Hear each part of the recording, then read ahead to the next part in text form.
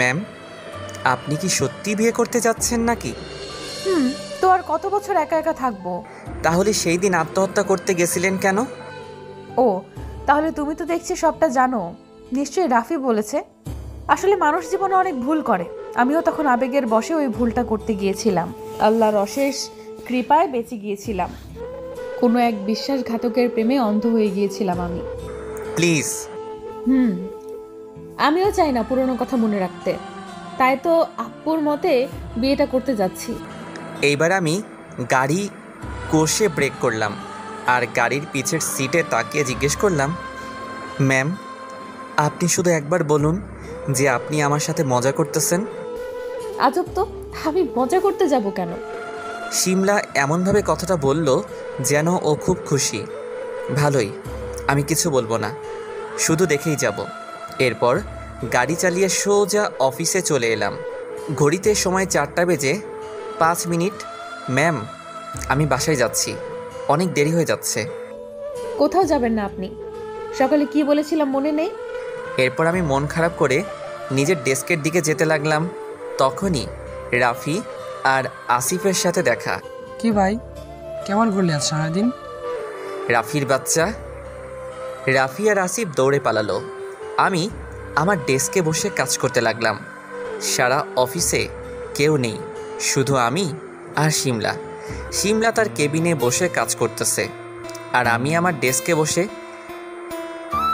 একটিভাবে কাজ করতে করতে 1 ঘন্টা পার হয়ে গেল।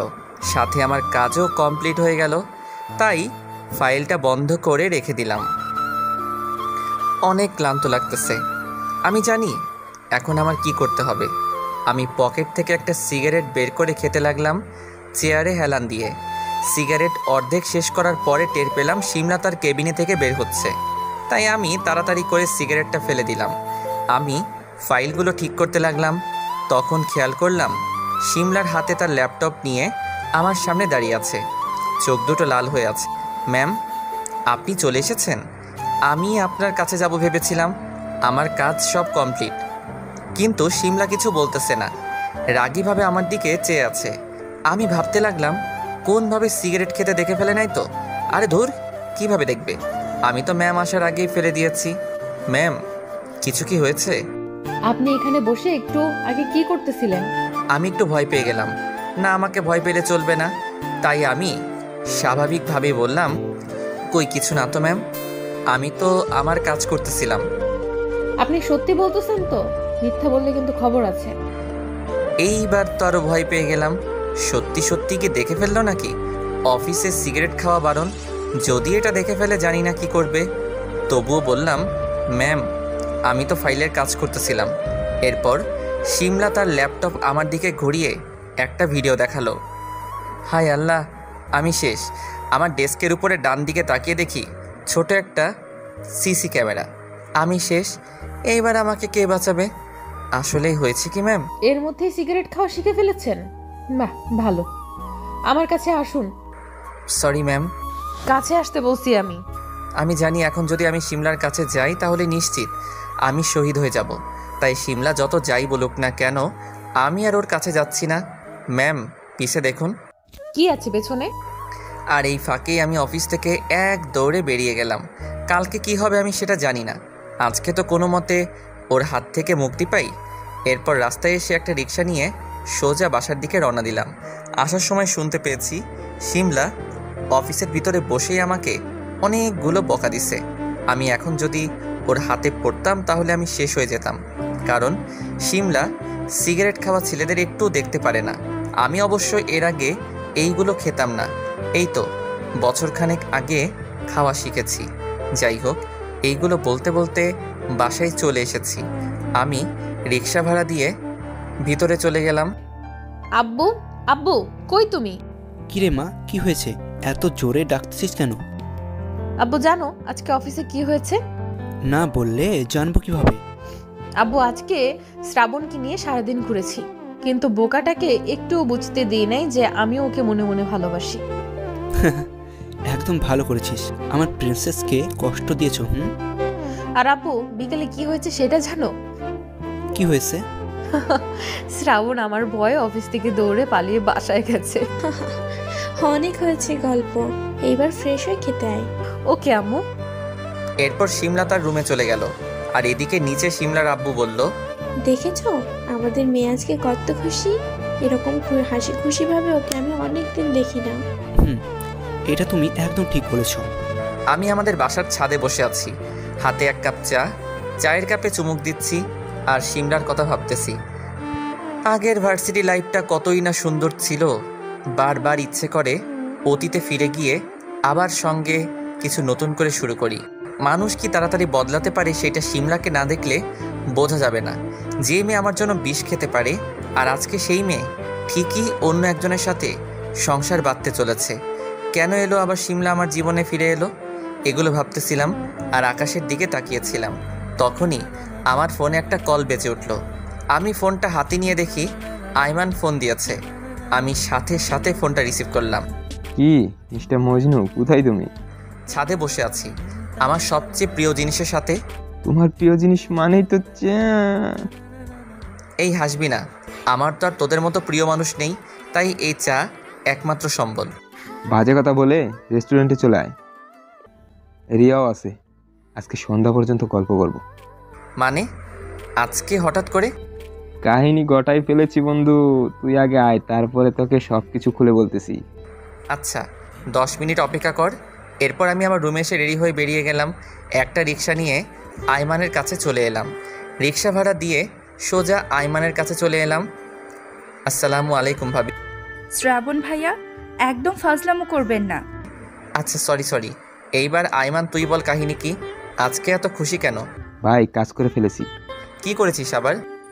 ভাই 1 মাস পরে আমার আর রিয়ার বিয়ে। মানে কেমনি কি ভাই? আজকে বিকালে আব্বু আম্মু রিয়াদের বাসায় গিয়েছিল, সকলের মতেই বিয়ে হতে চলেছে। বাহ, এটা তো খুশির খবর। তাহলে এখন তাড়াতাড়ি খাবার অর্ডার দাও। তোকে বলতে হবে না, আমি কি তোর মতো খচ্চর নাকি? ভাবি আমি কিন্তু গেলাম। এই তুমি কি শুরু করছো? তুমি তো বড় খচ্চর। এই না হলে আমার ভাবি। তুমিও শ্রাবণের দলে চলে গেলে। আব্বে চুপ। এরপর 3 জনে মিলে অনেক মজা করলাম। রাত 8টার দিকে আমি বাসার উদ্দেশ্যে রওনা দিলাম। বাসার কাছে এসে আপুর জন্য কিছু চকলেট কিনে বাসার সামনে চলে এলাম। এরপর দরজার কাছে এসে কলিং বেল বাজালাম। আপু এসে দরজা খুলে দিল। ভাইয়া আমার চকলেট কই? কিছু বলতে যাব তার আগে আপু আমার কাছ থেকে চকলেট কেড়ে নিয়ে দৌড়। আমি একটা হাসি দিয়ে আম্মুর সাথে কিছু কথা বলে আমার রুমে চলে এলাম। পরদিন সকালে ঘুম থেকে উঠে সকালে অফিসে চলে গেলাম। নিজের ডেস্কে বসে কাজ করতেছিলাম। তখন খেয়াল করলাম রিয়া শিমলার কেবিনের দিকে যাচ্ছে। আমি চোখের ইশারায় জিজ্ঞেস করলাম কি হয়েছে। রিয়া বলল ম্যাম নাকি তাকে ডেকেছে। প্রায় 20 মিনিট পরে রিয়া শিমলার কেবিন থেকে বের হলো। রিয়ার দিকে তাকিয়ে দেখি রিয়ার কপাল বেয়ে ঘাম পড়তেছে। তাই আমি রিয়াকে ডেকে জিজ্ঞেস করলাম কি হয়েছে, কিন্তু রিয়া আমার কথা শুনেও না শোনার ভান করে চলে গেল। আমি কিছুই বুঝতে পারতেছিলাম না, তাই চুপচাপ নিজের কাজে মন দিলাম। লাঞ্চ টাইমের আগে শিমলার কেবিনে আমার ডাক পড়লো। আমি চুপচাপ শিমলার কেবিনের সামনে গেলাম। কালকের কথা মনে পড়তেই ভয় হতে লাগলো। এরপর আমি লাঞ্চ টাইমের আগে শিমলার কেবিনে আমার ডাক পড়লো। আমি চুপচাপ শিমলার কেবিনের সামনে চলে গেলাম। কালকের কথা মনে পড়তেই ভয় হতে লাগলো। এরপর আমি বাইরে দাঁড়িয়ে বললাম ম্যাম ভিতরে আসুন। এরপর আমি ম্যামের সামনে এসে দাঁড়িয়ে রইলাম। কোনো কথা বলতেছি না, একভাবে কাজ করে যাচ্ছে। আমাকে বসতেও বলে নাই। আগের দিনের কথা মনে করে আমি দাঁড়িয়ে রইলাম। কি জানি আবার কখন থাপ্পড় মারে। এইভাবে প্রায় 10 মিনিট হয়ে গেল। তাই আমি এইবার বাধ্য হয়ে বললাম ম্যাম আমি কি পরে আসবো? ওকে ম্যাম, আমি আপনার কাছে পরে আসতেছি, আপনি বরং কাজ করুন। আমি এইটা বলে বাইরের দিকে যেতে লাগলাম। তখনই আপনাকে আমি এখান থেকে যেতে বলেছি? আমি আবার ম্যামের সামনে এসে দাঁড়িয়ে বললাম না ম্যাম, কিন্তু আপনি তো কাজ করতেছেন। আপনি আজকে সারাদিন আমার সামনে এভাবে দাঁড়িয়ে থাকবেন? পাগল নাকি? কি বলেন এসব? আমার লজ্জা করে। মিস্টার শ্রাবণ, আমি আপনার সাথে মজা করতেছি না। এই রে, এ তো রেগে পুরো আগুন হয়ে আছে। কিন্তু ম্যাম আমি কি করেছি? কি করেছেন আবার জিজ্ঞেস করতেছেন? কালকে আমাকে না বলে আমার সামনে থেকে পালিয়ে গিয়েছিলেন কেন? ম্যাম সরি, আপনি কালকে যে রেগেছিলেন তাতে শিওর আমি শহীদ হতাম।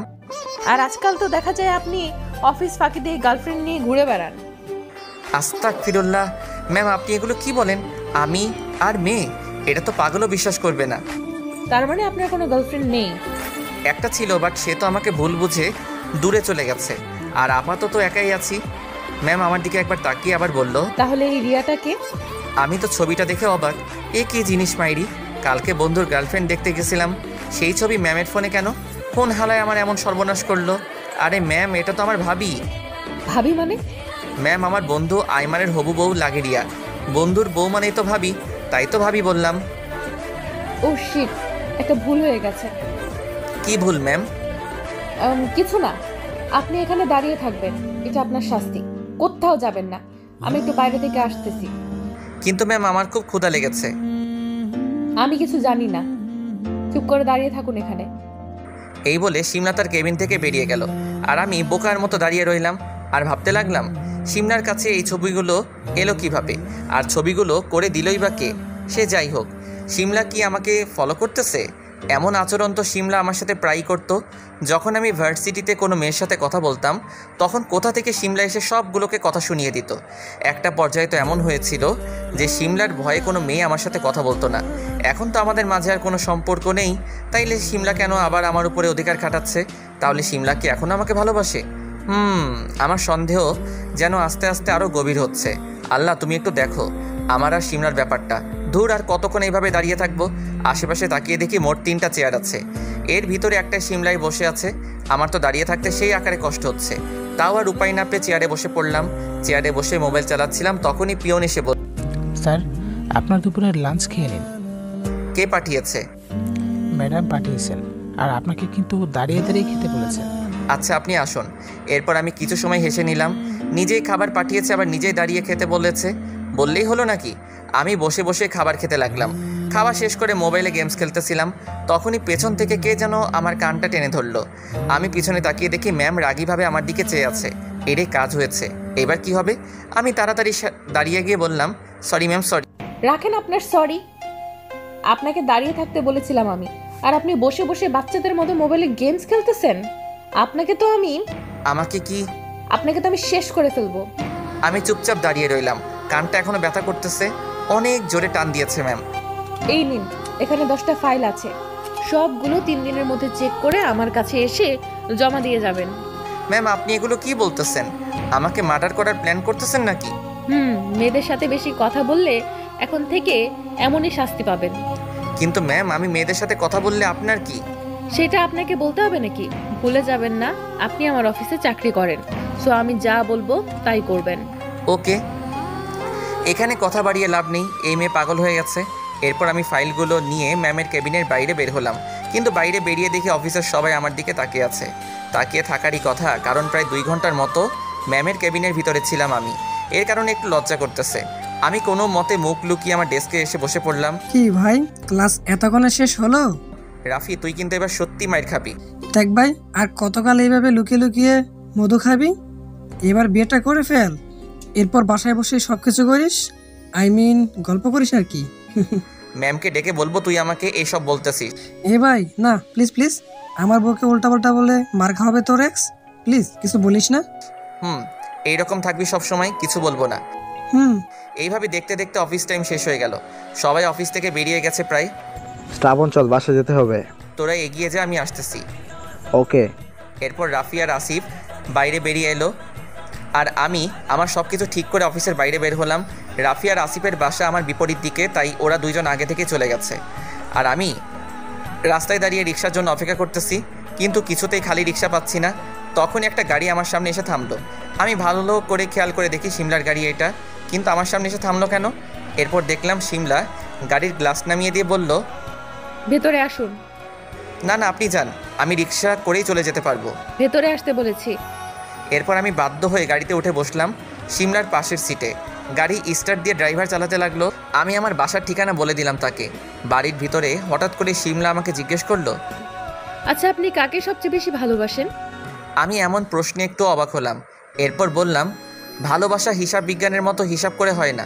তবুও এইভাবে বলতে গেলে আমি আমার আম্মুকে সবচেয়ে বেশি ভালোবাসি, এরপর আপু, আর একটা মানুষকে মন প্রাণ দিয়ে ভালোবাসি। কে সেই মানুষটা, আমি কি জানতে পারি? অনেক ভালোই অভিনয় জানেন আপনি। যেমন? ওকে ভাই, বাসার সামনে চলে এসেছি। আমি এটা বলে গাড়ি থেকে নেমে গেলাম। এরপর বাসার দরজার সামনে এসে কলিং বেল বাজালাম। আম্মু এসে দরজা খুলে দিল। কিরে, আজকে একটু তাড়াতাড়ি অফিস থেকে এলি যে? আজকে একটু তাড়াতাড়ি রিক্সা পেয়ে যাই। 4 চাকাওয়ালা রিক্সা? ও আম্মু, তুমি যখন দেখেই ফেলেছো তাহলে জিজ্ঞেস করতেছো কেন? ওইটা আমাদের নতুন বসের গাড়ি। মেয়ে নাকি ছেলে? আম্মু তুমি কিন্তু বেশি সন্দেহ করতেছো আমাকে। তো কি করব, তোর ভাবসাব আমার বেশি ভালো লাগতেছে না। ধুর, এই বলে আমি আমার রুমে চলে এলাম। আমি জানি আর একটু সময় আম্মুর সামনে থাকলে আম্মু ঠিকই আমার পেট থেকে সব কথা বের করে নেবে, তাই পালিয়ে আমার রুমে চলে এলাম। নিজের রুমে শুয়ে শুয়ে আজকের ঘটনাগুলোর কথা চিন্তা করতে লাগলাম। শিমলার আচরণের অনেক পরিবর্তন ঘটছে ও মনে হয় আমাকে মাফ করে দিয়েছে, তা না হলে এমন আচরণ করতো না। আর কিছুদিন পরে শিমলার জন্মদিন। মনে মনে সিদ্ধান্ত নিলাম ওই দিনই শিমলাকে আবার প্রপোজ করব। যদি মেনে নেয় তাহলে আর কোনোদিন ওকে দূরে যেতে দিব না, আর যদি অপমান করে তাহলে এইভাবে একজন অপরাধী হয়ে ওর জীবন থেকে দূরে চলে যাব, আর কোনো দিন ফিরে আসবো না। বিছানায় শুয়ে শুয়ে এগুলো ভাবতেছিলাম, তখনই আম্মু আমার রুমে এসে বলল, শ্রাবণ বাবা, এই লিস্টটা নিয়ে একটু বাজারে যা তো। কেন আম্মু? বাজার প্রায় শেষ, তাই আগে থেকে সবকিছু এনে রাখা ভালো। আচ্ছা দাও। এরপর আম্মু আমার কাছে বাজারের লিস্ট দিয়ে রুমের বাইরে চলে গেল। আমিও রেডি হয়ে বাজারের ব্যাগ নিয়ে বাসার বাইরে বের হলাম, কিন্তু রাস্তার মাঝখানে রিয়ার সাথে দেখা। আমি রিয়াকে দেখেই ডাক দেই, কিন্তু রিয়া কেন জানি আমাকে দেখেও না দেখার ভান করে চলে যেতে চায়। তাই আমি দৌড়ে রিয়ার কাছে চলে যাই। রিয়া, কি হয়েছে তোমার?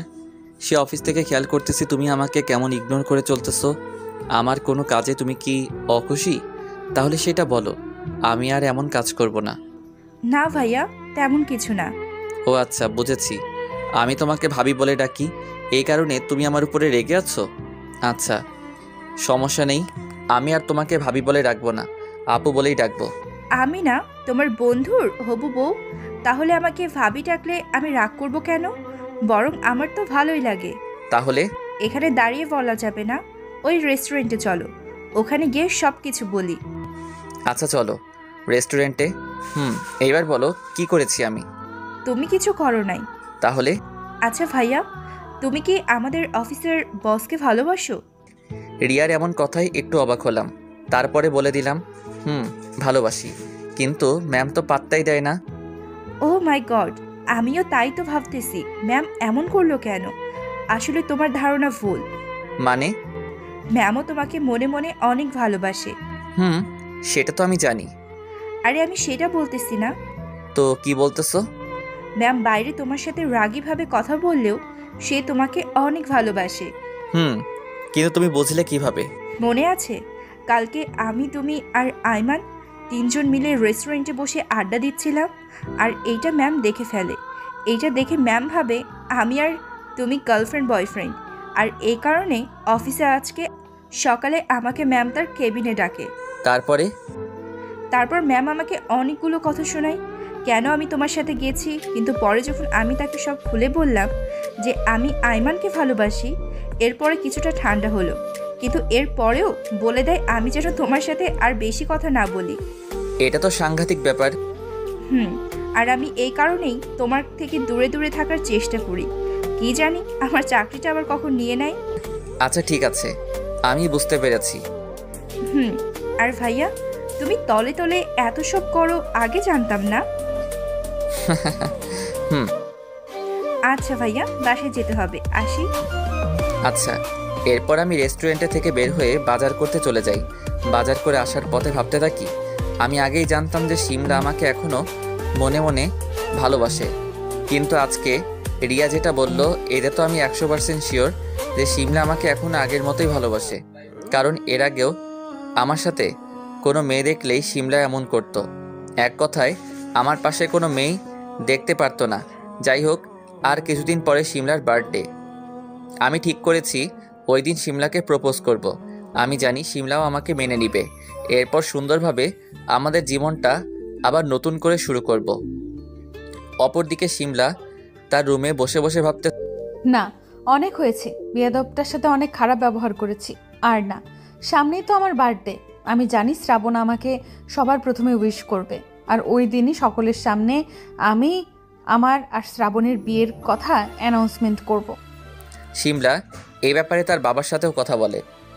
তার বাবাও এক কথায় রাজি হয়ে যায়, কারণ তার মেয়ের বিয়ের বয়স হয়ে গেছে, আর কতদিন এইভাবে থাকবে, তাই তিনি রাজি হয়ে যায়। এইভাবেই দেখতে দেখতে কিছুদিন কেটে যায়। এখন শিমলা আর আমার সাথে তেমন কোনো খারাপ ব্যবহার করে না। এতে আমিও ভালো করে বুঝে যাই যে শিমলাও এখন আমাকে পছন্দ করে। কালকে শিমলার বার্থডে। আমি কালকের জন্যই অপেক্ষা করে আছি অনেক দিন ধরে। প্রতিদিনের মতো আজকেও আমি অফিসে বসে কাজ করতেছিলাম, তখনই আমার ডাক পড়ল শিমলার কেবিনে।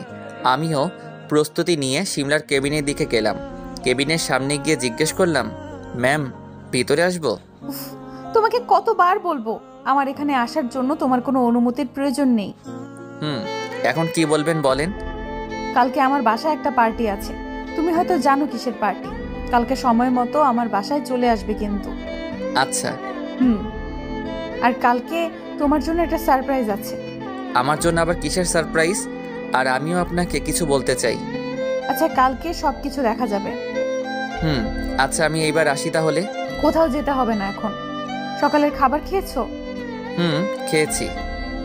দেখো তো, দেখে তো মনে হচ্ছে না। এরপর শিমলা আমার সামনে একটা টিফিন বক্স বের করলো। উফ, রোজ রোজ এই একই কাহিনী।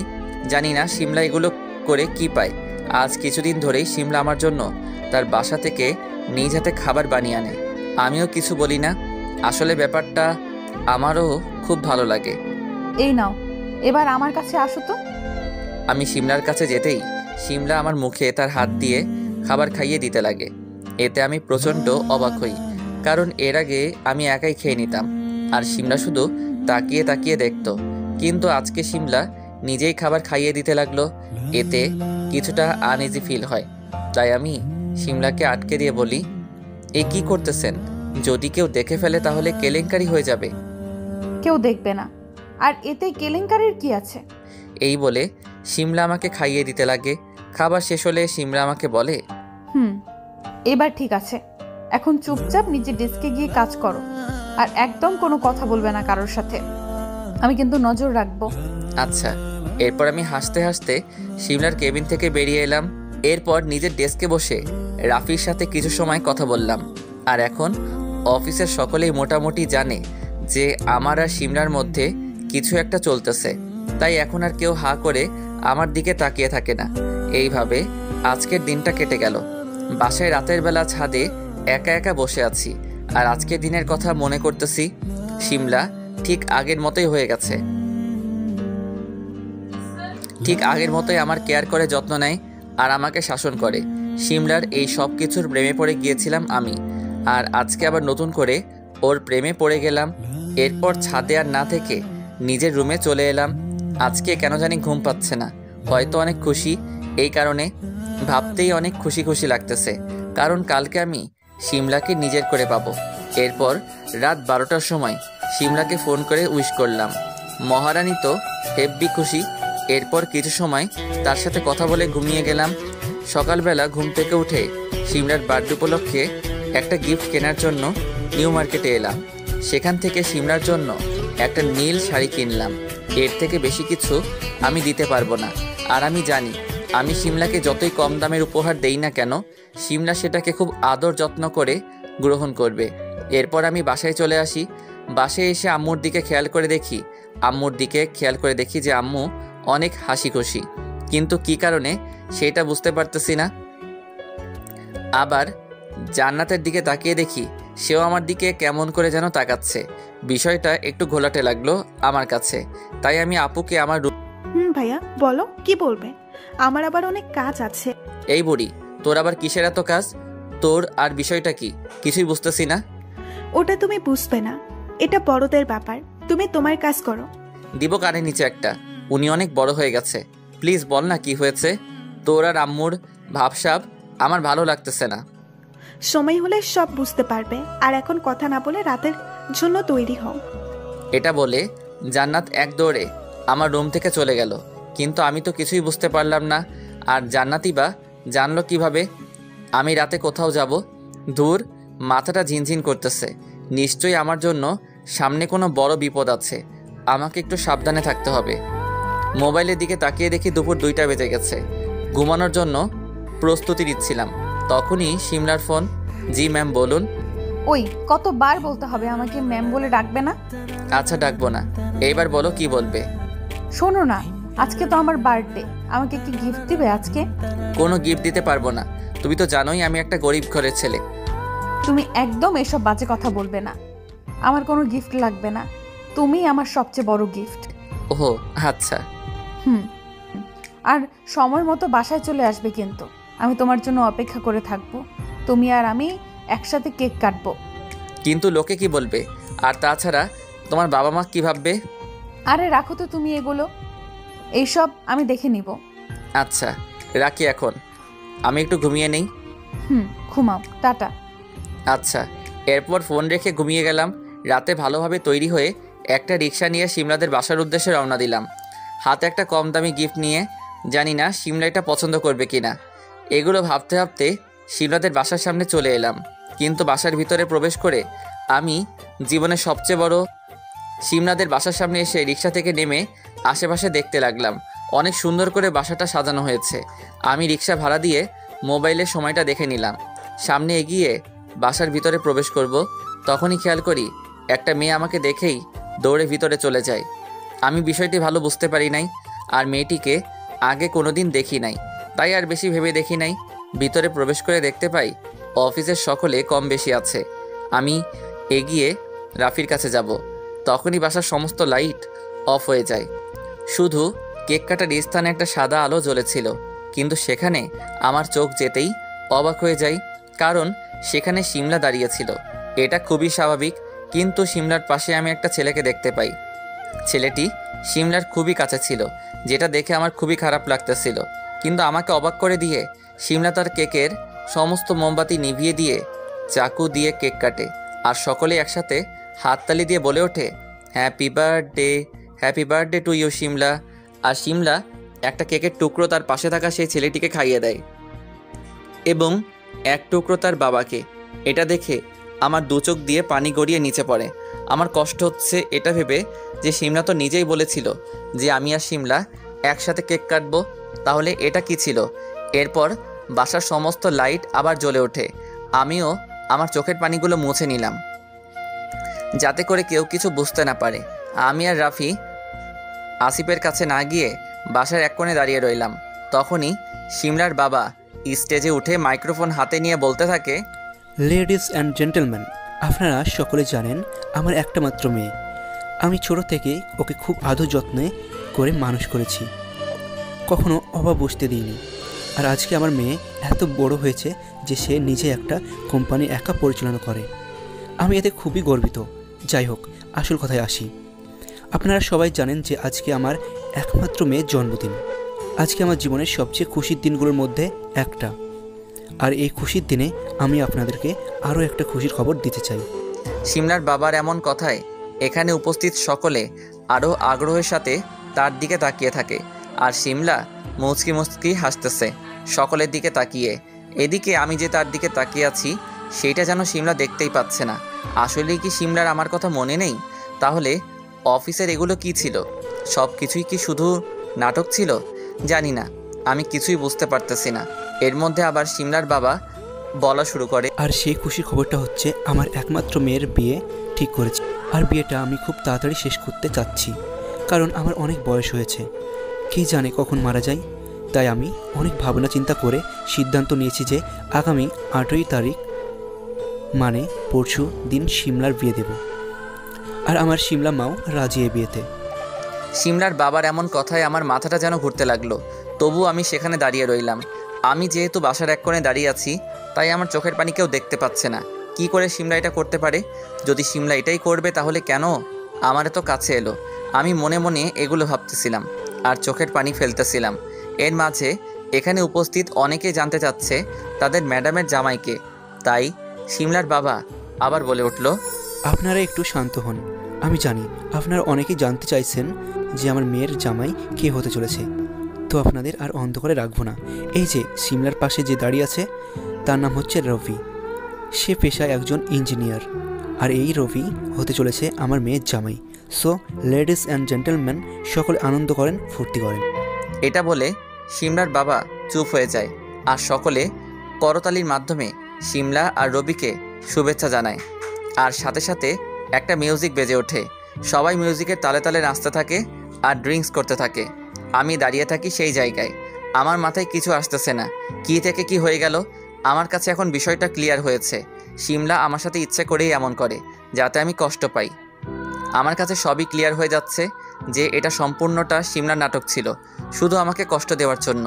কিন্তু আমি এক মুহূর্তের জন্যেও শিমলার চোখে অভিনয় দেখতে পাইনি। আমি কিছুই কল্পনা করতে পারতেছি না। যাই হোক, যেটা হয়ে গেছে সেটাই মেনে নিতে হবে আমাকে। আমার আগেই বোঝা উচিত ছিল শিমলা কোনো দিন আমার ছিল না, আর আমার হওয়ার কথাও ছিল না। শুধু শুধু আমি ওকে নিয়ে মাঝখানে স্বপ্ন দেখি। এরপর পকেটে থেকে রুমালটা বের করে চোখের পানি ভালো করে মুছে নেই, আর ভাবি শিমলার সাথে শেষবারের মতো একবার কিছু কথা বলবো। তাই আমি শিমলার দিকে এগিয়ে যেতেই থাকি। আমি শিমলার পিছে গিয়ে শিমলাকে ডাক দেই, ম্যাম।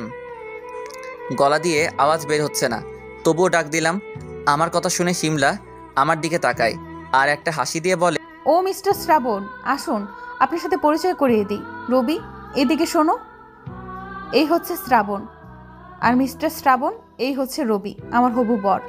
কোন শ্রাবণ? আরে ওই যে যার কথা তোমাকে বলেছিলাম, আমার পিএ। ও আচ্ছা, হ্যালো মিস্টার। হ্যালো। আমি হালকা একটা হাসি দিলাম, জানি না এই হাসিতে প্রাণ ছিল কি না। আমি শিমলাকে আবার বললাম, ম্যাম আপনার সাথে একটু কথা ছিল, যদি এই দিকে একটু আসতেন।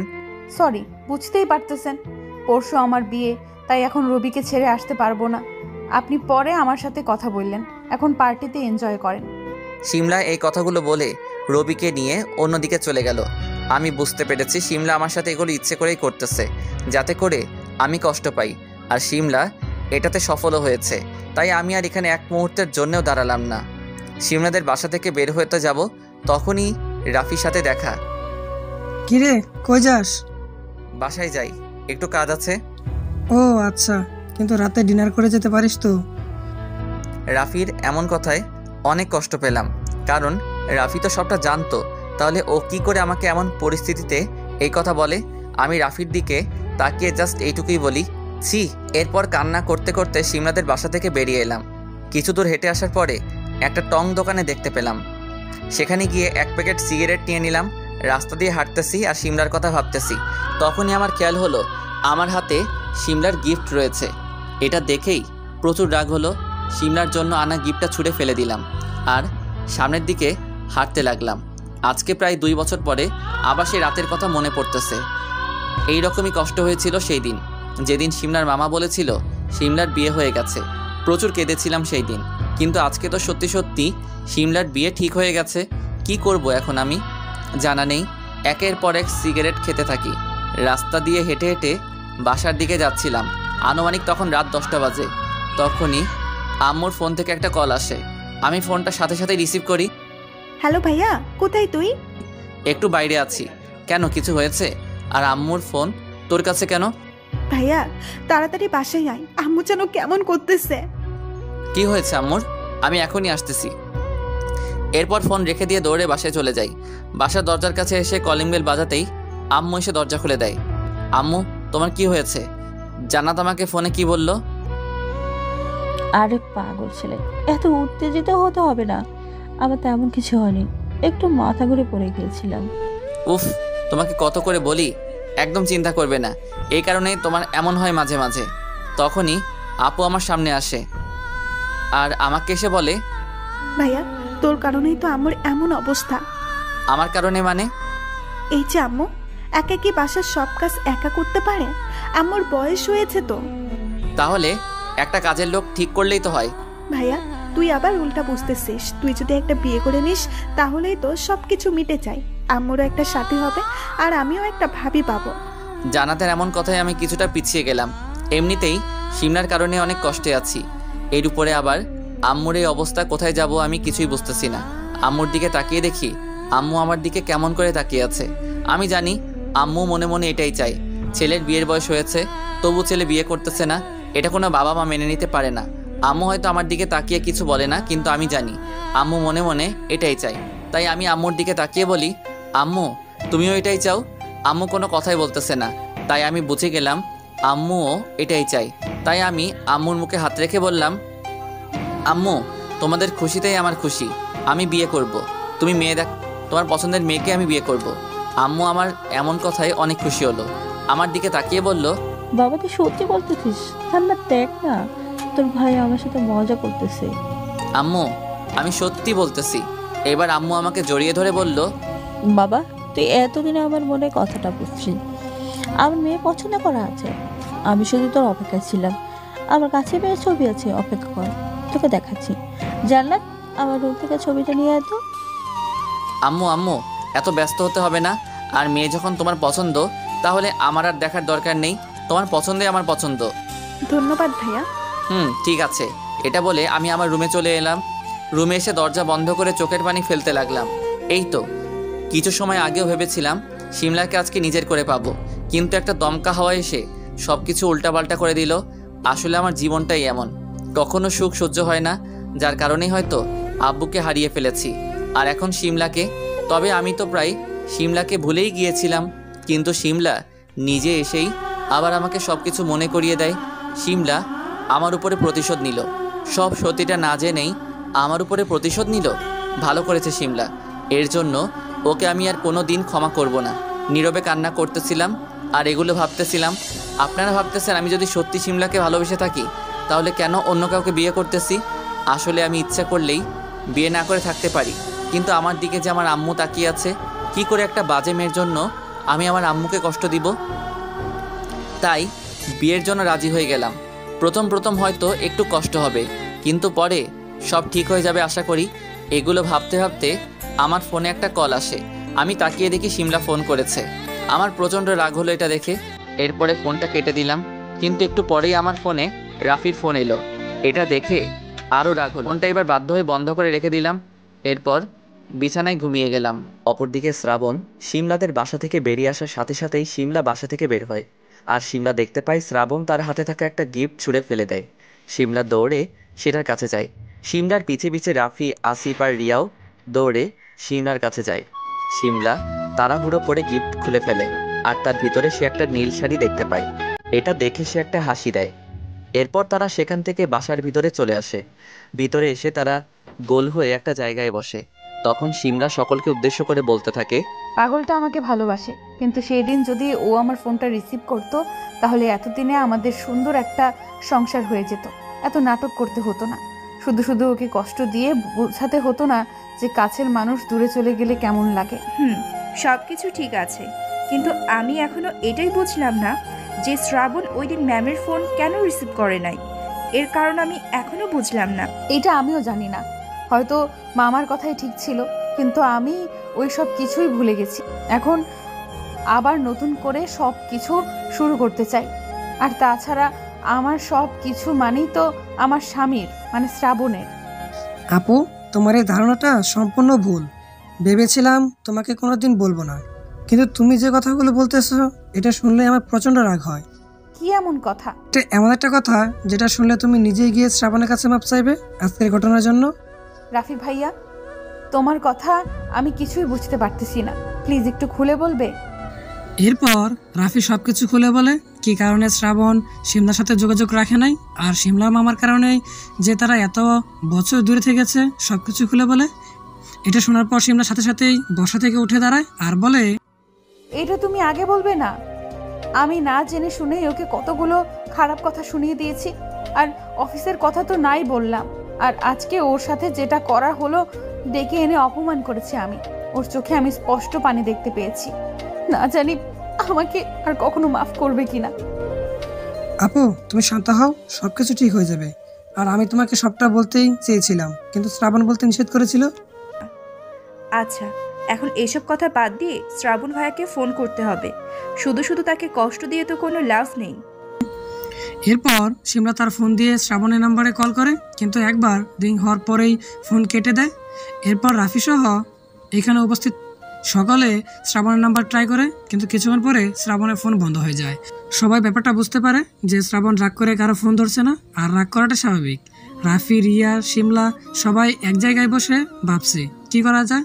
এত রাতে তো আর শ্রাবণের বাসায় যাওয়া সম্ভব না, তাই তারা ঠিক করলো যে সকালেই সবাই শ্রাবণদের বাসায় যাবে। ঠিক তখনই আসিফ তাদের কাছে আসে এবং বলে, রাফি, ওইদিকে অনেক বড় কাহিনী হয়ে গেছে।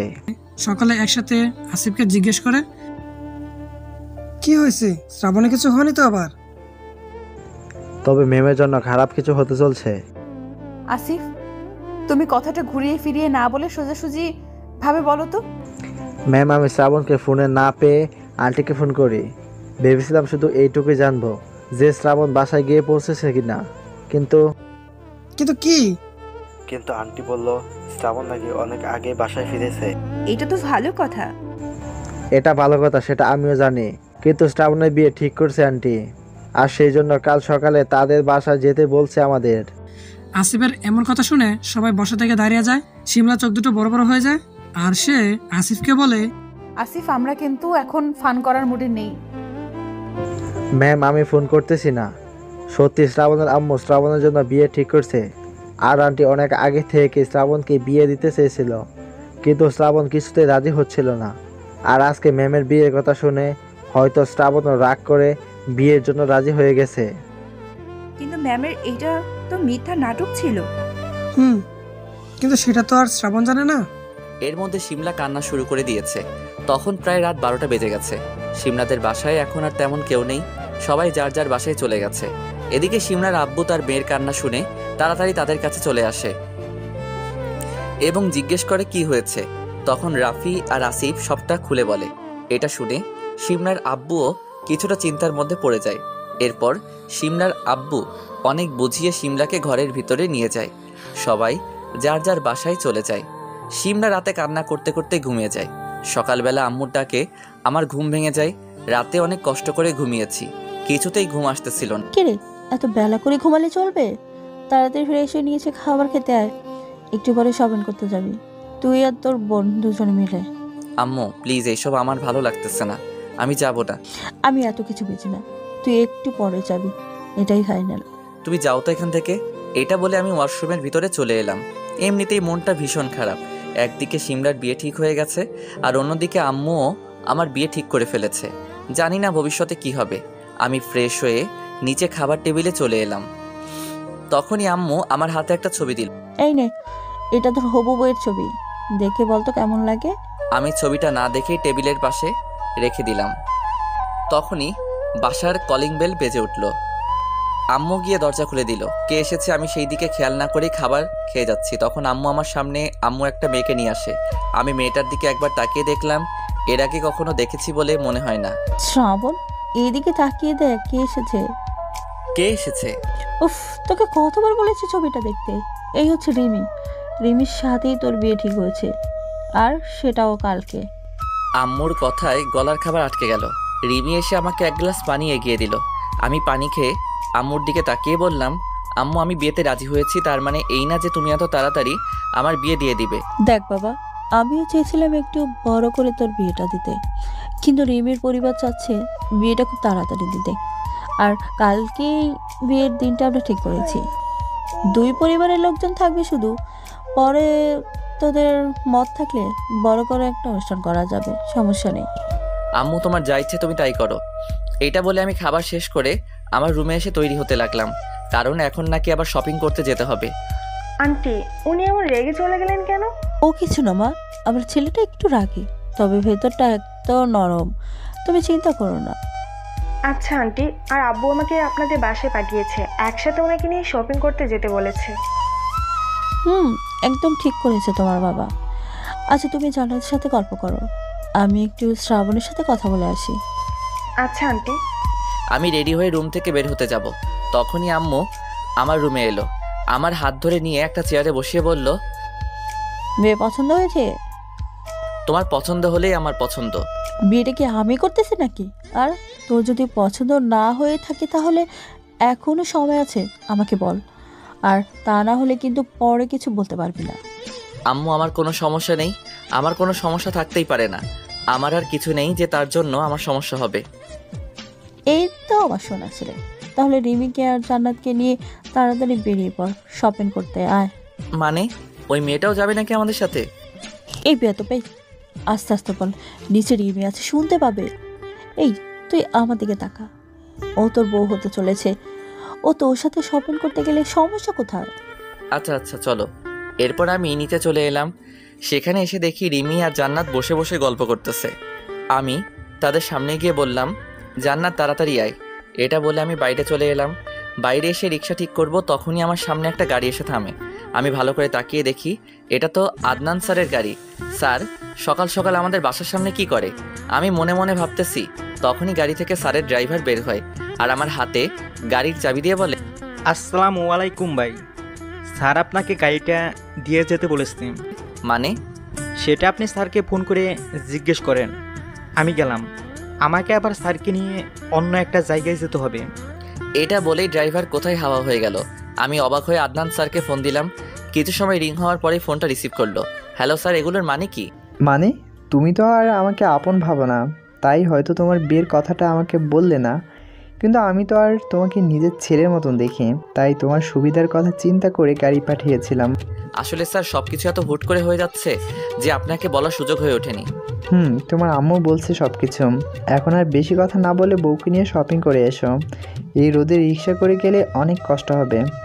স্যার এইসবের কোনো দরকার ছিল না, আমরা রিক্সায় যেতে পারতাম। এখন কিন্তু তুমি একা না, সাথে তোমার বউ আছে, তার কথাটাও একটু ভাবো। স্যার আপনি এখনো আগের মতোই আছেন। আমি জানি, আর কথা না বাড়িয়ে কাজে যাও। এরপর স্যার ফোন কেটে দিল। আমি জানি না মানুষটা এত ভালো কেন। আজকে আমার বাবা থাকলে তিনিও হয়তো আমাকে এমনভাবে মিষ্টি শাসন করে আমার প্রতি খেয়াল রাখতো। যাই হোক, আমি ড্রাইভিং সিটে উঠে বসে পড়লাম। রিমি আর জান্নাত এসে গাড়ির সামনে দাঁড়িয়ে থাকে। আমি জান্নাতকে বলি, তাড়াতাড়ি ওঠো। ভাইয়া, কার গাড়ি এটা? আদনান স্যারের। এরপর রিমি আর জান্নাত গাড়ির পিছন সিটে বসে পড়ল আর আমিও গাড়ি স্টার্ট করে মার্কেটের দিকে যেতে লাগলাম। গাড়ির লুকিং গ্লাসে তাকিয়ে দেখি রিমি মেয়েটা বারবার আমার দিকে তাকাচ্ছে, হয়তো কিছু বলতে চাই, কিন্তু আমি সেদিকে পাত্তা না দিয়ে গাড়ি ড্রাইভ করতে থাকি। গাড়ির লুকিং গ্লাসে তাকিয়ে দেখি রিমি মেয়েটা বারবার আমার দিকে তাকাচ্ছে, হয়তো কিছু বলতে চাই, কিন্তু আমি সেদিকে পাত্তা না দিয়ে গাড়ি ড্রাইভ করতে থাকি। কিছুক্ষণ ড্রাইভ করার পরে গন্তব্যস্থানে চলে এলাম। আমি গাড়িটা পার্কিং করে সকলকে নিয়ে একটা মার্কেটের ভিতরে গেলাম। জান্নাত ওনাকে সাথে নিয়ে সবকিছু সিলেক্ট করে ফেলো। ভাইয়া তুই কোথায় যাবি? তুইও আমাদের সাথে পছন্দ কর। আমার এইসব ভালো লাগে না, তোর যা ইচ্ছে তুই তাই কর, আমি ওই দিকটায় আছি, কোনো সমস্যা হলে আমাকে ডাক দিস। এই বলে আমি রিমি আর জান্নাতের কাছ থেকে দূরে চলে এলাম। মার্কেটের এই সাইডে একটু ভিড় কম, লোকজন নেই বললেই চলে। আমি পকেট থেকে ফোনটা বের করে অন করলাম। ফোন অন করার সাথে সাথেই সিমরার ফোন। আমি শিওর ও আমাকে জ্বালানোর জন্য ফোন করেছে। আমি আর ওর ফাঁদে পা দিয়ে যেচে অপমান হতে চাই না, তাই সিমরার নাম্বার ব্লক করে দিলাম। এরপর আইমানকে ফোন দিলাম। দোস্ত কোথায় তুই? আরে দোস্ত কোথায়, আবার অফিসে আছি। হালার বুড়ো আজকে একটু বেশি রেগে আছে, মনে হয় বউয়ের সাথে ঝামেলা করে অফিসে এসেছে। ও আচ্ছা, কিন্তু দোস্ত আমি যে একটা বিপদে পড়ে গেছি, এই বিপদ থেকে আর বোধহয় বের হতে পারবো না আমি। কেন, তোর আবার কিসের বিপদ? করিস তো এক্স গার্লফ্রেন্ডের অফিসে চাকরি, আবার শুনলাম সেও নাকি আবার তোর প্রেমে হাবুডুবু খাচ্ছে। কাহিনী কি? এই সব কিছু নাটক ছিল। রাফি এবার চুপ হয়ে গেল। কিছুক্ষণ পরে আমাকে বলল, কি জন্য এমন করলো আর তোর সাথে কি করেছে ও?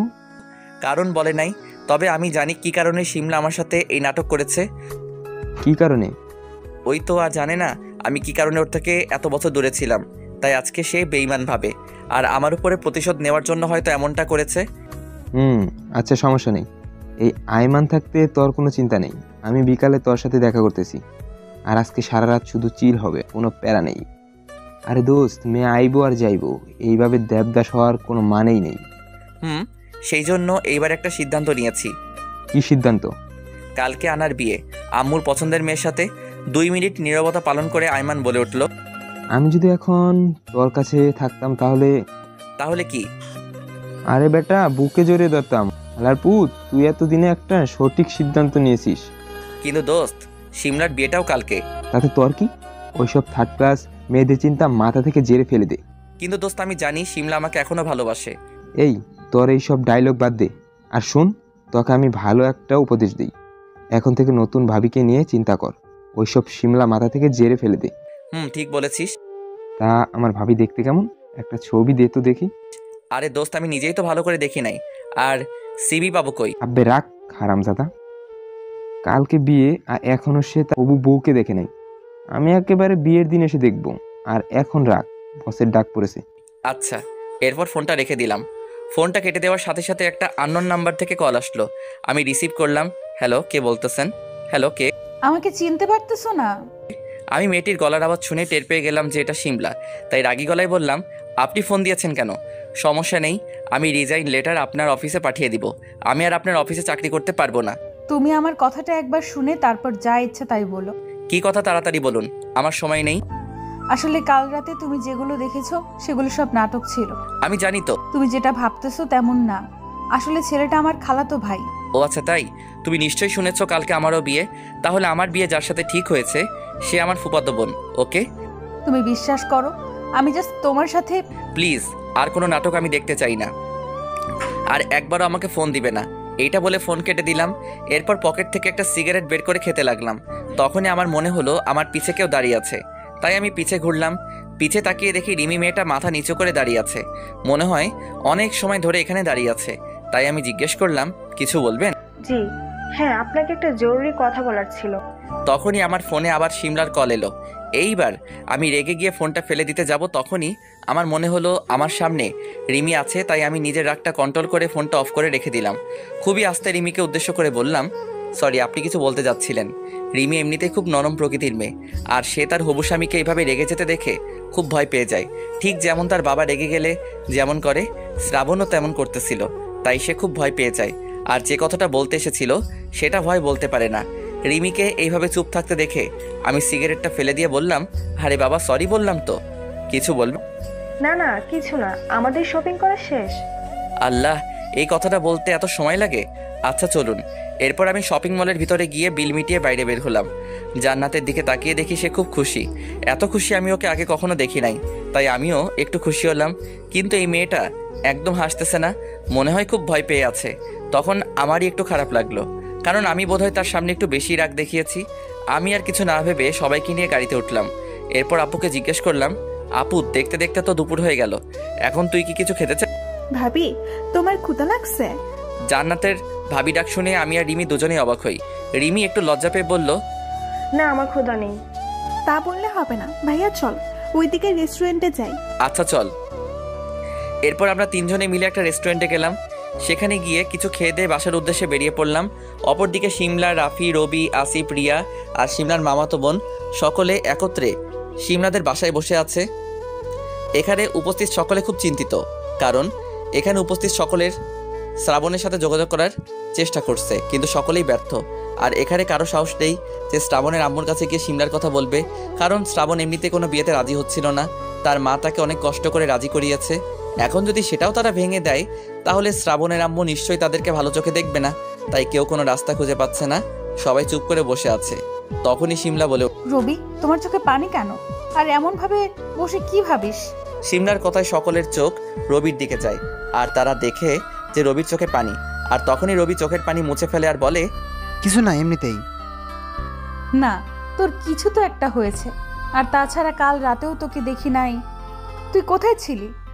তখনই রবি বলে, আপু, আমার সব শেষ হয়ে গেছে। আমি তোমাকে বলেছিলাম না আমার একটা গার্লফ্রেন্ড আছে, আমাদের প্রায় 3 বছরের রিলেশন, কিন্তু কাল রাতে সব কিছু শেষ হয়ে গেছে আপু। মানে কি করে? সবটা খুলে বল। কাল রাতে ওর বিয়ে ঠিক হয়ে গেছে একটা ছেলের সাথে। তাতে সমস্যা কোথায়? তুমি মেয়েটিকে বলো তোমার সাথে পালিয়ে আসতে। আর মেয়েটা তোকে সত্যিই ভালোবাসলে অবশ্যই পালিয়ে আসবে। ও যে আমাকে খুব ভালোবাসে এতে কোনো সন্দেহ নেই, কিন্তু ও ওর বাবাকে খুব ভালোবাসে, প্লাস ভয়ও পায়, তাই ও এটা করতে পারবে না। রবির এমন কথায় সবাই রবিকে সান্ত্বনা দেয়। তখনই শিমলা রবিকে বলে, মেয়েটার একটা ছবি দেখাতো, দেখি চিনতে পারি কিনা। দাঁড়াও, দেখাচ্ছি আপু। এরপর রবি তার মোবাইল খুঁজতে লাগে, কিন্তু পায় না। কি খুঁজছিস? আপু, আমার মোবাইল। আরে ওইটা আমার রুমে আছে, গিয়ে দেখ। আমি শ্রাবণকে ফোন দিছিলাম তোর নাম্বার দিয়ে। আচ্ছা। এরপর রবি তার মোবাইল আনতে শিমলার রুমে চলে যায়, এবং এদিকে শিমলা সবাইকে উদ্দেশ্য করে বলে, জানি না কি হয়ে গেল একটা রাতের মধ্যে। একদিকে আমার ভালোবাসা, অন্যদিকে রবিও ভালোবাসার সংকটে। যদি এটা একটা বাজে স্বপ্ন হতো তাহলে আমার চেয়ে খুশি আর কেউ হতো না। ঠিক বলেছেন ম্যাম। এর মধ্যে রবি ফোন নিয়ে আসে। সে একটা মেয়ের ছবি বের করে সকলকে দেখায়। ছবিটি দেখে শিমলা বলে, বাহ, মেয়েটা তো খুব সুন্দর, তোর চয়েস আছে, কিন্তু আফসোস। তখনই আসিফ বলে ওঠে, আরে এই মেয়েটার সাথেই তো শ্রাবণের বিয়ে কালকে। আসিফের এমন কথায় সবাই প্রচণ্ড অবাক হয়। শিমলা তাড়াতাড়ি রবির হাত থেকে ফোনটা নিয়ে আসিফের সামনে ধরে। কি বলতেছো তুমি এগুলো? ভালো করে দেখে বলো। আমি ভালো করেই দেখছি ম্যাম। এরপর আসিফ তার পকেট থেকে ফোন বের করে একটা মেসেজ দেখিয়ে বলে, এই দেখুন ম্যাম, শ্রাবণ নিজেই আমাকে এই ছবিটা সেন্ড করেছে। এই নাকি আর হবু বউ। কথাটা শুনে রবি আসিফের হাত থেকে ফোনটা নিয়ে ভালো করে দেখতে লাগে আর অবশেষে ফোনটা ফেরত দিয়ে বসে কান্না করতে লাগে। এখানে কি হচ্ছে আমি কিছুই বুঝতে পারছি না। যেখানে শিমলাপুর রবিকে নিয়ে একটা নাটক সাজিয়েছিল আর সেখানে উল্টোভাবে শ্রাবণ রিমি এক হয়ে যাচ্ছে আমাদের প্ল্যানের বিপরীতভাবে। সব কিছু কেমন যেন ঘোলাটে লাগতেছে। এইবার সকলের কাছে ব্যাপারটা ক্লিয়ার হয়েছে। আসলে রিমির বাসা থেকে রিমিকে বিয়ের জন্য চাপ দিচ্ছিল, কিন্তু কোনো এক কারণে ছেলেপক্ষ রাজি ছিল না, আর এই কারণে রিমির বিয়ে আটকে ছিল। আর সেই ছেলেটাই ছিল শ্রাবণ। শ্রাবণ যেহেতু গতকাল রাতে বিয়ের জন্য হ্যাঁ করে দেয়, যার ফলে রিমির বিয়ে ঠিক হয়ে যায়। ছেলে যেহেতু ভালো ছিল, তাই রিমির পরিবার চাচ্ছিল তাড়াতাড়ি বিয়েটা দিয়ে দিতে, আর এই কারণেই কাল শ্রাবণ আর রিমির বিয়ে ঠিক হয়েছে। সবাই মাথা নিচু করে বসে আছে। তখন রাফি বলে উঠল, সবাই চুপ করে আছো কেন? এইভাবে চুপ করে বসে থাকলে কোনো লাভ আছে? আমাদের কিছু একটা করে বিয়েটা আটকাতে হবে। কিন্তু কিভাবে? শ্রাবণ তো শিমলা ম্যামকে ভুল বুঝে বসে আছে। আমার মাথায় একটা প্ল্যান এসেছে। কি প্ল্যান? শ্রাবণের বিয়েটা তো কালকে হবে, তাই না? কালকে। আমার জানা মতে বিয়েটা শুধুমাত্র দুই পরিবারের লোকজন নিয়ে হবে, আর যেখানে বাইরে কোনো লোকজন থাকবে না। এতে আমাদের অনেক ভালো হবে। এতে আমাদের কি? আগে প্ল্যানটা কথা বলি। কাল বিয়ের ঠিক আগ মুহূর্তে শিমলা আপু আর রবি শ্রাবণদের বাসার ভিতরে যাবে, সাথে আমরাও থাকবো, সমস্যা নেই। এরপর শিমলা আপু শ্রাবণের কাছে গিয়ে মাপ চাইবে, দরকার হলে আন্টির কাছে শ্রাবণকে চাইবে। আর শ্রাবণ নিশ্চয়ই ওর মায়ের কথা ফেলবে না। যেহেতু বাসায় তেমন কোনো লোকজন থাকবে না, তাই আমাদের কাজটা আরো সহজ হয়ে যাবে। আমাকে শ্রাবণ মাফ করবে না। আরে আপু, তুমি চিন্তা করো না, আমার বন্ধুকে আমি ভালো করেই চিনি। আচ্ছা, আমি শেষ চেষ্টা করব। দরকার হলে আমি শ্রাবণের পা জড়িয়ে ধরে মাফ চাইব, যাতে ও আমাকে আপন করে নেয়। আর এরপরও কাজ না হলে আমি সুইসাইড করব। ম্যাম, এগুলো কোন ধরনের কথা? আর তাছাড়া রবির দিকে তাকিয়ে দেখেন, বেচারা কত কষ্ট পাচ্ছে। আমার তো বারবার মনে হচ্ছে যে কেউ আমাদের সাথেই আমাদের গেম খেলতেছে। আপু, আমি তোমাকে এসব করতে বারণ করেছিলাম, কিন্তু তুমি শোনো নাই। আমার অনেক বড় একটা ভুল হয়ে গেছে।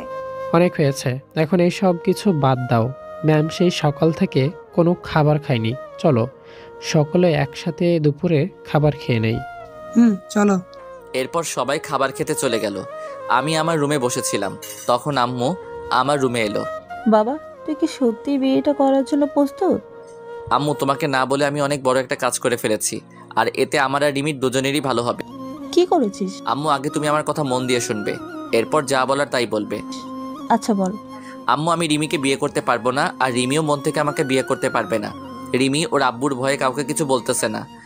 আর তাছাড়া তুমি তো জানো আমি শিমলাকে অনেক আগে থেকে ভালোবাসি, আর একটা ভুল বোঝাবুঝির কারণে আমরা এতদিন দূরে ছিলাম। কালকে আমার কাছে সবটা ক্লিয়ার হয়ে গেছে। তোমাকে বলেছিলাম না আমাদের অফিসের বস একটা মেয়ে, সেই মেয়েটার কেউ নয়, স্বয়ং শিমলা। এরপর আমাদের মধ্যে আবার নতুন করে সবকিছু ঠিক হয়ে যায়। যদি সবকিছু ঠিক হয়ে যায়, তাহলে তুই রিমিকে বিয়ে করতে রাজি হয়েছিলি কেন? আম্মু, আগে তুমি সবটা শুনে নাও। আচ্ছা বল। কিন্তু শিমলা জানে না যে কি কারণে আমি ওকে ছেড়ে চলে এসেছিলাম। তাই এই কারণে শিমলা আমার উপরে প্রতিশোধ নেওয়ার জন্য একটা মিথ্যা নাটক করে, আর এটাকে প্রতিশোধ বললে ভুল হবে। শিমলা মূলত আমাকে বোঝাতে চেয়েছে কেউ কাউকে ছেড়ে চলে গেলে কেমন লাগে।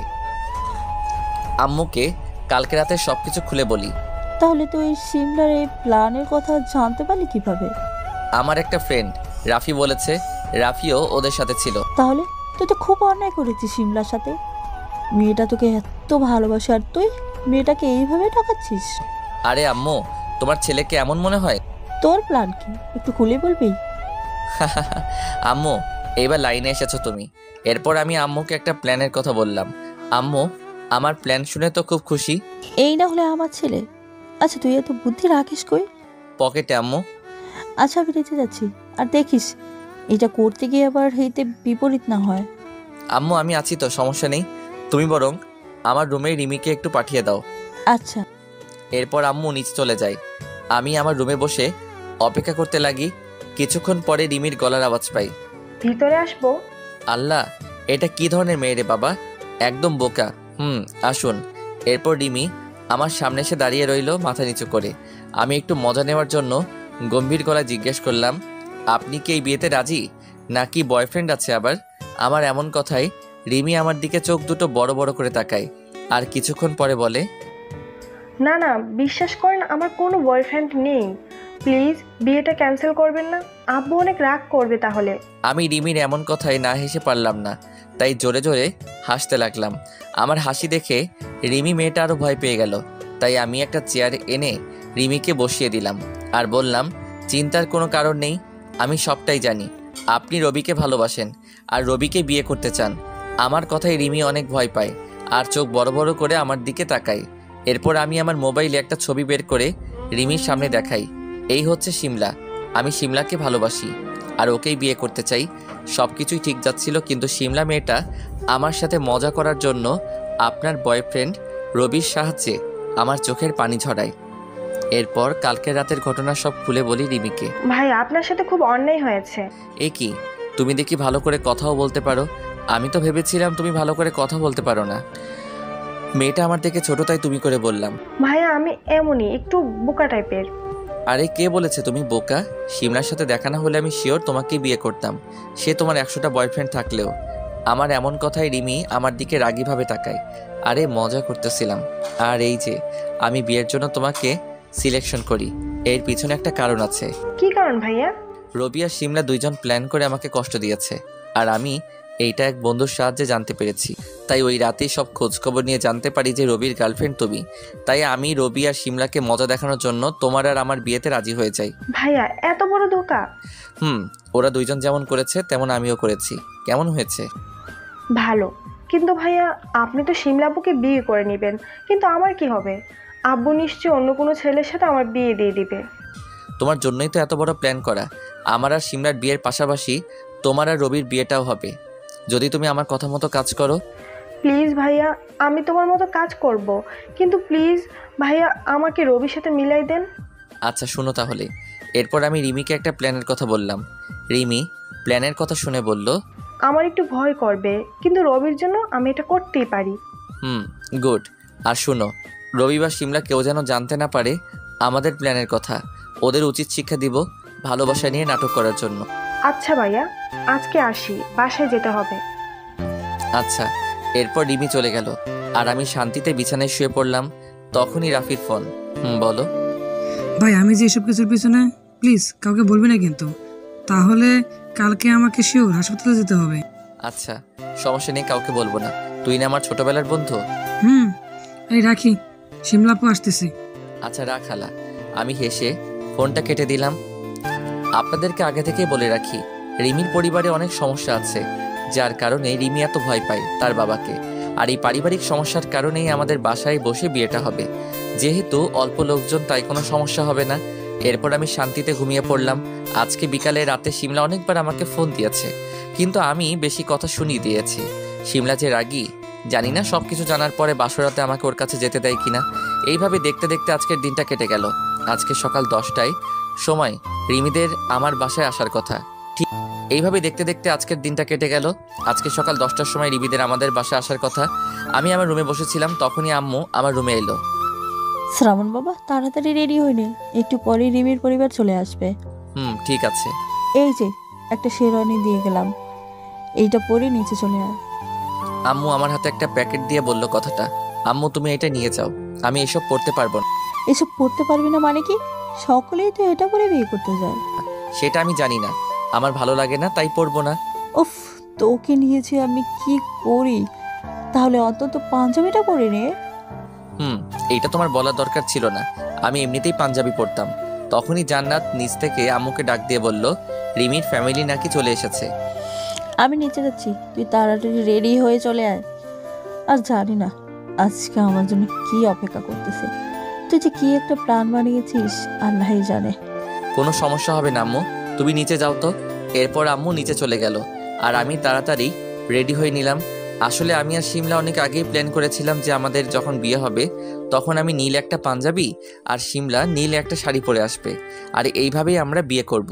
তাই আম্মুর আনা শেরওয়ানিটা আর পরলাম না। এরপর আমি রাফিকে ফোন দিলাম, কই তোরা? এই তো ভাই, আমরা গাড়িতে প্রায় চলে এসেছি। বুঝলাম, কিন্তু তুই এমন ফিস করে কথা বলতেছিস কেন? আরে ভাই, পাশে শিমলা আছে, যদি বোঝা যায় তোর সাথে কথা বলতেছি তাহলে সন্দেহ করবে। রাখ তাহলে। এরপর ফোনটা রেখে নিচে চলে গেলাম। সেখানে গিয়ে তো আমি একটু ঘাবড়ে গেলাম, কারণ নিচে অনেক লোক আছে। আমি কাউকে ভালো চিনি না, তবে আনুমানিক রিমির আব্বু, চাচা, চাচি আর 3 জন লোক আছে। তাদেরকে চিনি না। আমি সকলের সামনে গিয়ে সালাম দিয়ে আমার জায়গায় বসে পড়লাম। পিছে তাকিয়ে দেখি আয়মান আছে। ব্যাটা আমাকে দেখে মিটমিট করে হাসতেছে, মজা নিচ্ছে আমাকে দেখে। রিমির দিকে তাকিয়ে দেখি সে একদম ভয়ে ঘাবড়ে আছে। দেখে তো আমারই মায়া লাগতেছে, প্লাস হাসিও পাচ্ছে। তখনই রিমির আব্বু সামান্য কিছু কথা বলে বিয়ের কাজ আরম্ভ করতে বলল। তখনই কাজী সাহেব বিয়ের কাজ শুরু করে দিল। হায় আল্লাহ, একটু এলোমেলো হয়ে গেলে সব কিছু ভেস্তে যাবে। কাজী সাহেব এক পর্যায়ে আমাকে কবুল বলতে বলল। আমি কবুল বলতে যাব, তখনই বাইরে গাড়ির আওয়াজ পেলাম। বুঝে গেলাম যে শিমলা চলে এসেছে, তাই একটু লেট করতে লাগলাম। কিছু সময়ের মধ্যে শিমলা আমাদের বাসার ভিতরে চলে এলো। আমি দরজার দিকে তাকিয়ে দেখি শিমলা, রাফি, রবি, আসিফ, রিয়া। এদেরকে দেখে সবাই অবাক হলেও আমি আর আইমান একটু অবাক হলাম না। একসাথে এতগুলো লোকজনকে দেখে রিমির বাবা বলে উঠল, তোমরা কারা? আর হুট করে এইভাবে ভেতরে চলে এলে কেন? কিন্তু শিমলা এর কোনো উত্তর না দিয়ে আমার সামনে চলে এলো। এবার শিমলা আমার সামনে দাঁড়িয়ে বলতে লাগলো, আমি জীবনে অনেক কিছু পেয়েছি, আবার অনেক কিছু হারিয়েছি, কিন্তু কখনো কোনো কিছু হারিয়ে তার জন্য একটুও আফসোস করি নাই। তবে শুধু মাত্র একটা জিনিস হারানোর জন্য আমার জীবনটা পুরো উল্টাপাল্টা হয়ে গিয়েছিল। এমনকি আমি মৃত্যুর পথ পর্যন্ত বেছে নিয়েছিলাম, কিন্তু আব্বু আম্মুর কারণে সেখান থেকে বেঁচে ফিরেছিলাম। এরপর আব্বু আমাকে আবার বাঁচতে শেখায়। আমি আস্তে আস্তে আবার আগের মতো হয়ে উঠি, কিন্তু আড়ালে আমি সেই আগের মতোই ছিলাম। শুধুমাত্র বাবা মায়ের জন্য একটু হাসি খুশি থাকতাম। আর যে জিনিসটা বা যাকে হারানোর জন্য আমার জীবনটা পুরো উল্টাপাল্টা হয়ে গেছে, তাকে আমি অনেক জায়গায় খুঁজতে লাগলাম। তো এইভাবে কয়েক বছর কেটে যায়। হঠাৎ একদিন আমি আমার নতুন অফিসে জয়েন করার পরে আবার আমার সেই মানুষটিকে খুঁজে পাই। বিশ্বাস করো, আমি মনে মনে এতটা খুশি হয়েছিলাম যে বলে বোঝাতে পারবো না। কিন্তু পরক্ষণেই আবার কোনো কিছুর কারণে একটু অভিমান ভার করে আমার মনে। তো এরপর থেকে শুরু হলো আমার জীবনের নতুন একটা অধ্যায়। তাকে রোজ কষ্ট প্লাস শাস্তি দিয়ে আমার দিন কাটতে লাগলো। তাকে কষ্ট দিয়ে যে আমি প্রচুর ভালো ছিলাম তা কিন্তু নয়, আমিও প্রচুর কষ্ট পেতাম মনে মনে। এরপর দেখতে দেখতে কিছু দিন কেটে গেল। আমি আমার আব্বুকে সব কিছু খুলে বললাম। আব্বু আমাকে একটা প্ল্যানের কথা বলল এবং আমিও আব্বুর প্ল্যানে রাজি হয়ে যাই।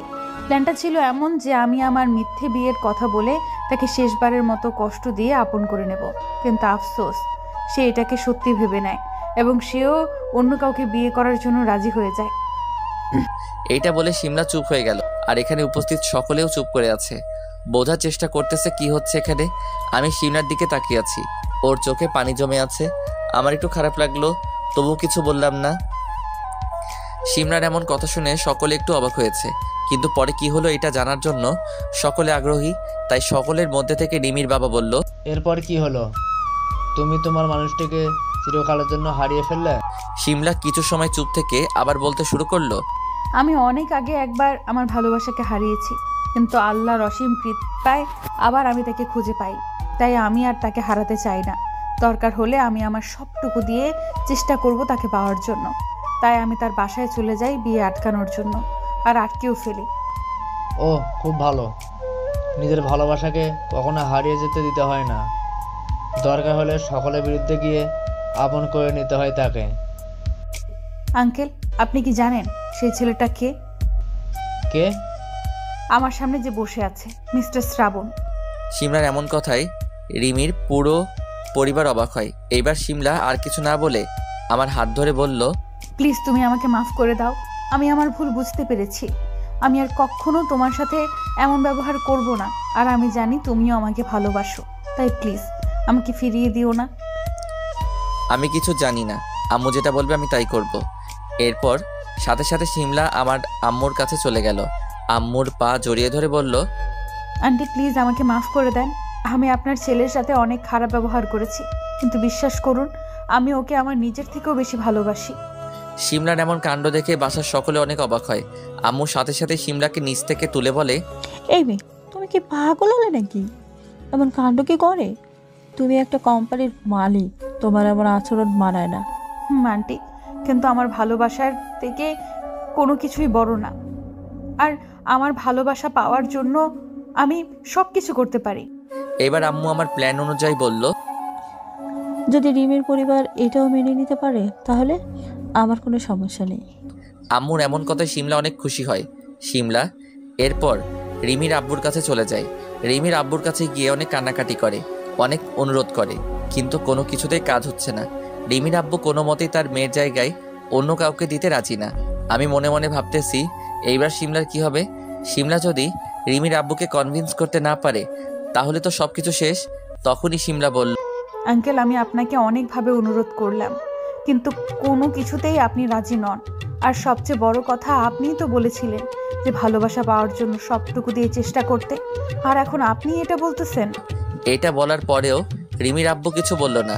তাই শিমলা আর কোনো কিছু না বলে আমাদের বাসার বাইরে চলে গেল।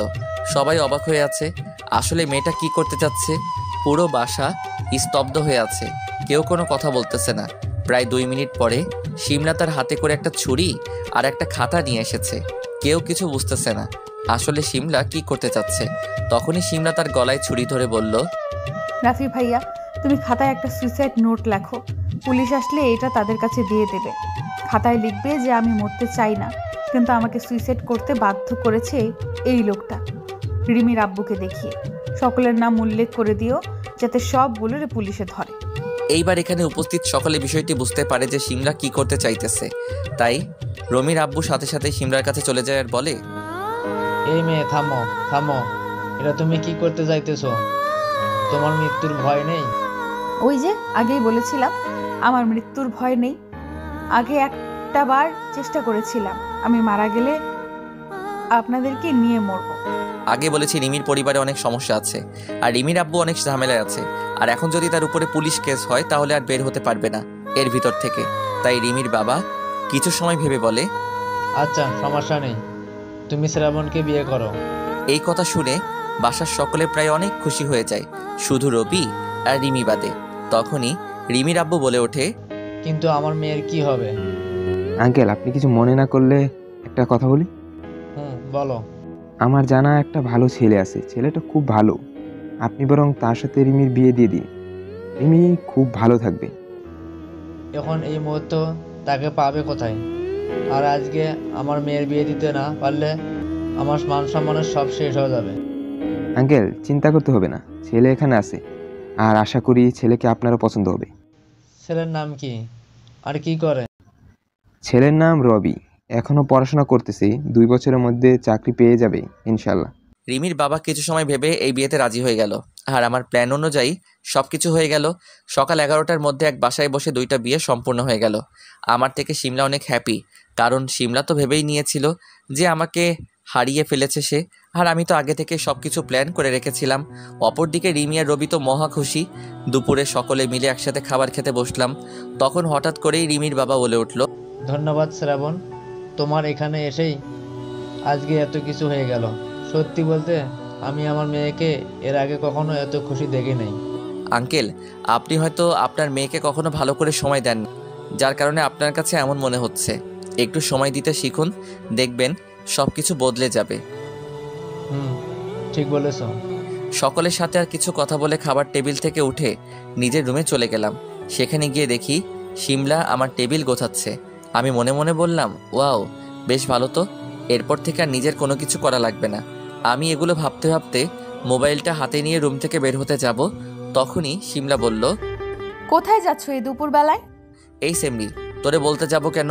এইটা বলে রুম থেকে বেরিয়ে এলাম। আর এদিকে শিমলা আমার মুখে এমন কথা শুনে তো প্রচুর অবাক, আবার নিজেই নিজেকে বলল, সাহেব মনে হয় আমার উপরে এখনো রেগে আছে, তাই এমন করতেছে। আসুক আজকে রাতে, জোর করে যেমন বিয়েটা করেছি ঠিক তেমনি জোর করে ভালোবাসাও আদায় করে নিব। ও এদিকে আমি নিচে এসে সকলকে বাসায় পৌঁছে দিতে গেলাম। একে একে সবাইকে বাসায় পৌঁছে দিলাম, আর এগুলো করতে করতে সন্ধ্যা হয়ে গেল। সব কাজ শেষ করে আমি বন্ধুদের কাছে গেলাম। সেখানে গিয়ে আরেক মহাবিপদ, হারামিগুলোরে ট্রিট দিতে গিয়ে আমি ভিখারি হয়ে গিয়েছি একদম। বন্ধুদের সাথে আড্ডা দিতে দিতে অনেক রাত হয়ে গেল। শিমলা অনেকবার ফোন দিয়েছিল, কিন্তু আমি ধরি নাই, একটু মজা নিচ্ছি আর কি। আম্মুকে ফোন দিয়ে জানিয়ে দিয়েছি যে রাতে বাসায় খাবার খাবো না। অবশেষে রাত 11টার দিকে বাসায় গেলাম। কলিং বেল বাজাতেই আপু এসে দরজা খুলে দিল। ভাইয়া, তোর কোনো কাণ্ডজ্ঞান আছে? ভাবি সেই কখন থেকে বসে আছে তোর জন্য। এই পাকা বুড়ি, এত কথা না বলে বই পড় গিয়ে, না হলে তোকেও বিয়ে দিয়ে তাড়িয়ে দিব কিন্তু। ভাইয়া! আমি এক দৌড়ে আমার রুমে চলে এলাম, কিন্তু আমার রুমে এসে তো আমি প্রচণ্ড অবাক হলাম। আমার রুমে এটা কে? মানুষ এত সুন্দর হয় কি করে? শিমলা একটা কালো শাড়ি পরে আয়নার সামনে বসে আছে, হয়তো সাজুগুজু করতেছে। আমি আর দেরি না করে দরজাটা লাগিয়ে শিমলাকে পিছন থেকে জড়িয়ে ধরলাম। শিমলা একটু ভয় পেয়ে গেল। ওয়াও, কি নরম, পুরো তুলার মতো। এই শয়তান, ছাড় আমাকে।